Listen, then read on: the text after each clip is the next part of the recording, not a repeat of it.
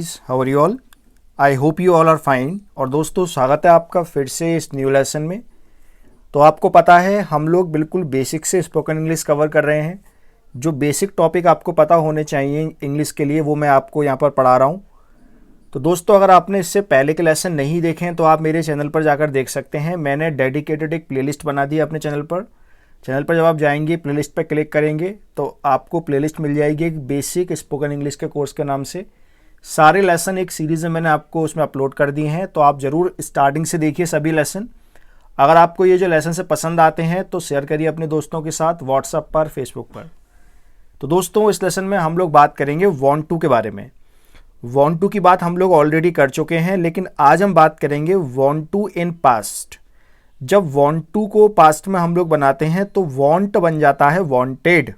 तो आज हम बात करने वाले हैं वांटेड के बारे में। वांट यानी कि अपनी जो इच्छा है, जो हमारी डिज़ायर है, उसे हम पास्ट में इंग्लिश में कैसे बता सकते हैं, ये आज हम इस पर्टिकुलर लेसन में देखने वाले हैं।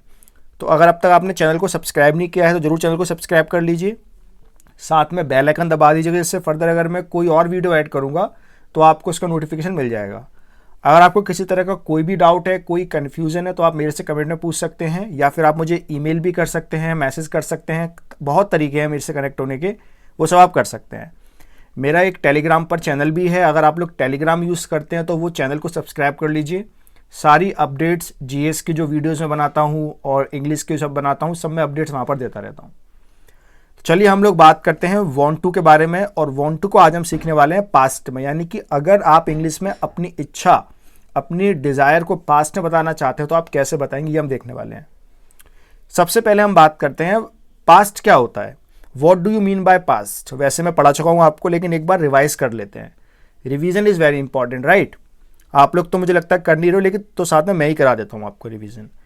अगर हम दोस्तों पास्ट की बात करते हैं तो पास्ट का मतलब दो चीज़ें होती हैं, या तो सेकंड फॉर्म या फिर डिड। एक और होता है वॉज वर, वो अलग चीज़ है, वो कभी बाद में बताऊँगा आपको। अभी के लिए आप याद रखिए, अगर आप अपने सेंटेंस में पास्ट का सेंटेंस बनाना चाहते हैं या अपने सेंटेंस में पास्ट को दिखाना चाहते हैं, तो या तो आप अपने सेंटेंस में सेकंड फॉर्म करेंगे किसी भी वर्ब की, कोई वर्क की, जैसे कि गो की वेंट कर देंगे आप, कम की केम कर देंगे, या फिर आप डिड लगाएंगे। अगर आप डिड लगा रहे हैं तो सेकंड फॉर्म नहीं करेंगे, अगर आप सेकंड फॉर्म लगा रहे हैं तो डिड नहीं करेंगे। ये बेसिक पार्ट है, उम्मीद है आपको ये आता होगा। तो इस बेसिक पार्ट को दिमाग में रखते हुए चलिए बनाते हैं सेंटेंस। आज हम बात करने वाले हैं वांट के बारे में। तो पहली बात आपको याद रखना है, वांट जो होता है वो एक वर्ब होता है, उसमें एस भी लगता है, उसकी सेकंड फॉर्म भी होती है। तो अगर आपको पास्ट में वांट बोलना है तो वहां पर आप वांट को बना देंगे वांटेड। क्या बना देंगे? वांट को वांटेड। वांट की सेकंड होती है वांटेड। तो सेंटेंस अगर हम बना के देखें इसके, तो चलिए देखते हैं सेंटेंस कैसे बनेंगे। आपको सब कुछ क्लियर हो जाएगा सेंटेंस बनने के साथ ही साथ। सबसे पहले हम बात करते हैं, अगर मान लीजिए मुझे आपसे पूछना है आपकी डिजायर पास्ट में, तो पास्ट में पूछने के लिए और मना करते हैं जब हम, तो हम वहां यूज करते हैं डिड का। तो अगर मुझे कंफर्म करना है, मुझे पूछना है, तो सबसे पहले मैं बोलूंगा डिड यू वांट टू, और वो वर्क।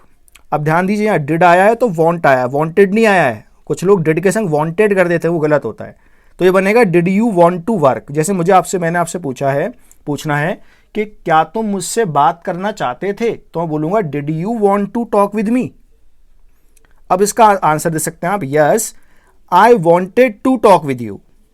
या आप मना कर सकते हैं, आई डिड नॉट, फिर डिड आ गए तो वांट आ जाएगा, I did not want to talk with you. तो यहां आप देख सकते हैं, जब हमने पूछा तब हमने डिड का यूज करा, और जब हमने मना करा तब हमने डिड का यूज करा। लेकिन जब हमने हाँ किया तो हमने डिड का यूज नहीं किया, हमने सिंपल सेकेंड फॉर्म यूज करी। ये बात आपको याद रखनी है, भूलना नहीं है। अगला बनाते हैं सेंटेंस। मुझे आपसे पूछना है, क्या आप आर्मी को ज्वाइन करना चाहते थे, तो मैं पूछूंगा did you want to join army. Answer आ सकता है, yes I wanted to join army, I did not want to join army. अगला पूछेंगे, did you want to purchase new mobile phone? क्या तुम एक नया मोबाइल फोन खरीदना चाहते थे? Yes I wanted to purchase new mobile phone, I did not want to purchase new mobile phone.